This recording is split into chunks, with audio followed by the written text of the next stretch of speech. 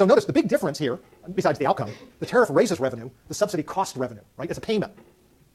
So government payments are sometimes more difficult to impose than higher taxes if, because I can hear you all saying, wait a minute, if you paid any attention to what's going on in the country and the political environment, nobody's going to be able to raise taxes in this environment. But if you think that the tax is being paid by foreigners, which is what most Americans think that a tariff will be, raises the price of the imported good, but not the domestic good, little do they know, then it's much easier to put that on.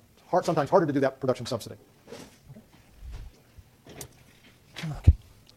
So now let's think, so that's our first protectionist argument, that there's something extra beneficial about increased production in the here and now, right now. Our second argument is that we need protection now because we can lower our cost in the future. Right? If you give me protection now, the industry will get started, it will begin to grow, it'll become more efficient, and eventually it'll be able to compete internationally without the tariff protection or the trade protection. So notice it sounds like that infant industry argument that we talked about with external economies of scale, right? The Swiss watch industry versus the tie industry. If you can't get the tie industry started, then it will never be able to take advantage of its comparative advantage.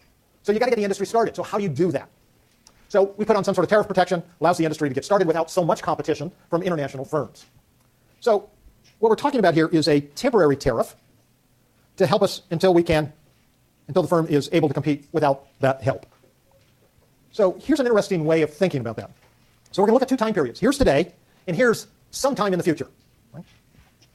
So notice that the difference between these two charts is that the supply curve shifts out or down.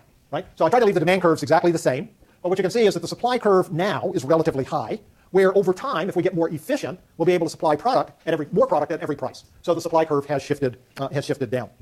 Now, if we look at now, notice one thing. Yeah, we're using the small country case. So at the world price, notice that our supply curve is above that. So at the world price, we don't have an industry. Right? This is the Thai watch industry example from before and stuff. Okay? So notice that economic output in this industry is zero. And everything that we consume obviously has to be an import. Now we're going to put a tariff on. I don't know why that's way up there. And we can look at a number of regions. This little area here is A, B, C, and D. So those are our standard tariff arrangements. So we can see that for consumer surplus, consumers in this economy are worse off by the areas A, B, C, and D. Producers are better off by area A. And the government is going to receive tariff revenue of C.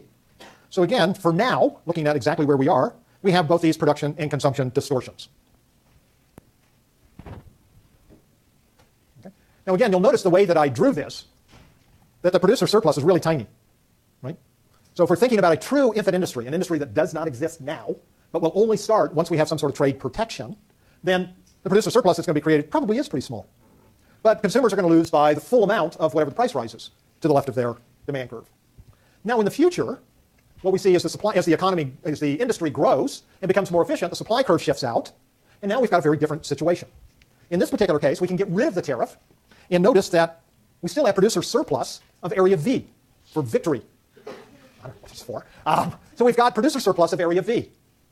Now, we don't have to worry about what's happened to consumer surplus or those types of things. But notice, we've gotten rid of the tariff. The industry grew up. It's now efficient enough to compete internationally. Now, notice we're still importing.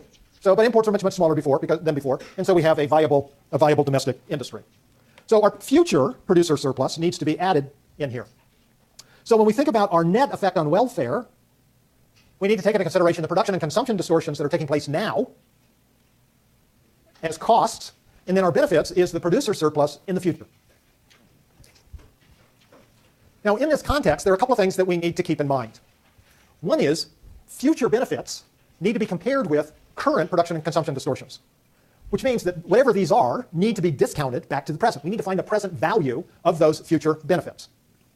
In addition, if those future benefits are not realized in the next year, we have some consumption and production distortions not only this year, but next year, and maybe the year after that, and the year after that. As long as the tariff is in effect, there will be production and consumption distortions out over time.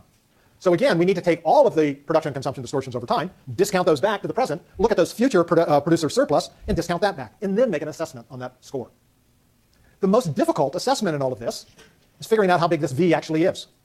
Remember, this is an industry that doesn't exist. We're trying to get it born.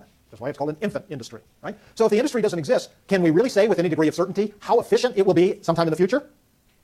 Probably not. But we still need to make some sort of estimate of that if, in fact, we want to try and do this on a logical economic basis, which we probably don't want to do anyway. Okay, so several questions come up in this regard. Is a government policy really necessary?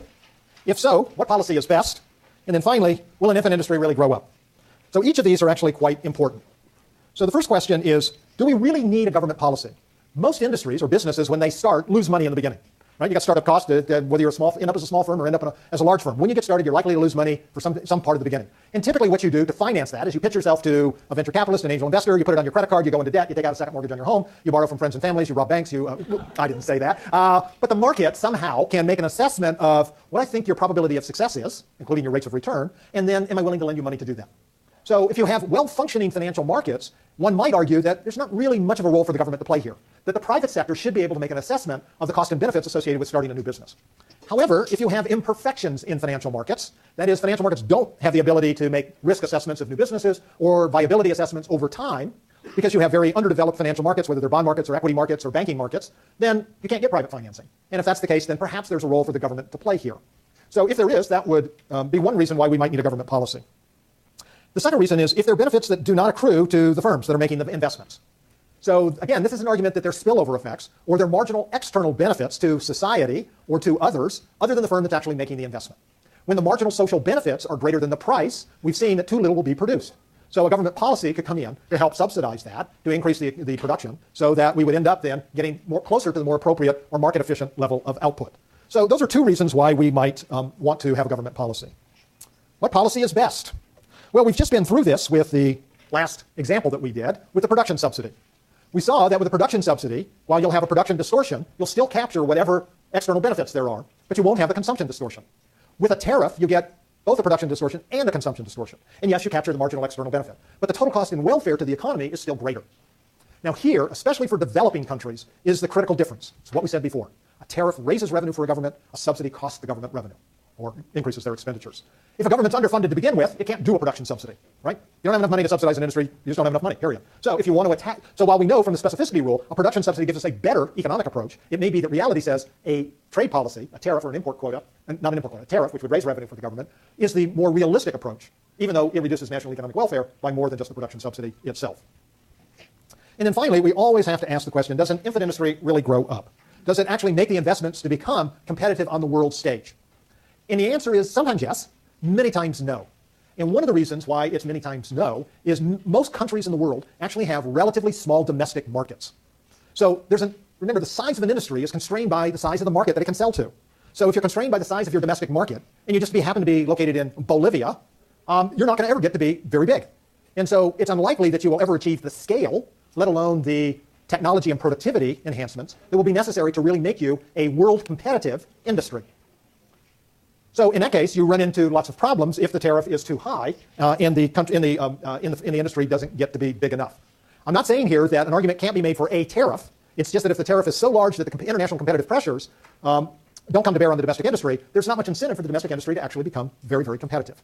By the way, we've seen this time and time again, primarily in Latin American countries. Most Latin American countries, as you probably know, have relatively small populations, and so most of the firms that would produce products that could compete in the world environment end up being monopolies or oligopolies, which turn out to have very high monopoly oligopolistic pricing and profits, and therefore use a lot of their profits to influence government policy to maintain the tariff so that they can continue to be inefficient, because it's expensive to invest in the capital equipment and the marketing that's necessary in order to be a world competitive firm. In South Korea and Japan, what do you mean, in what sense?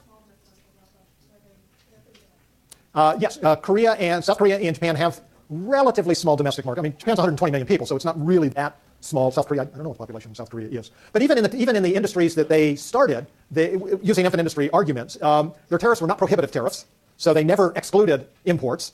They kept the tariffs there to give those companies an ability to get formed, but also to still be under international competitive pressures. The other difference, though, between South Korea and Japan on the one hand and, say, the Latin American countries on the other hand, is in most cases, South Korea and Japan were still open to foreign direct investment in those industries, where most Latin American countries were not.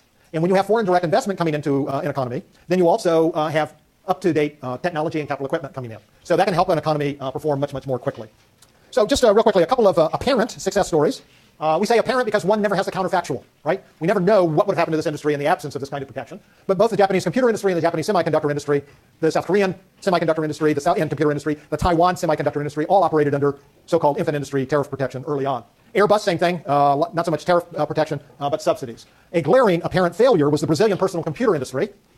So I ask you to name a single personal computer of Brazilian origin. And of course, the reason you can't is because there aren't any. But there aren't any after the Brazilian government pumped billions and billions and billions of dollars into trying to get the Brazilian computer industry to start. But they never had a comparative advantage, so it was never going to work. Okay, you can look at the conclusions for yourself. Okay, one thing to remember, just before you run off, we have an exam next Tuesday. So we'll talk more about it on Thursday, but don't forget that we have an exam on next Tuesday.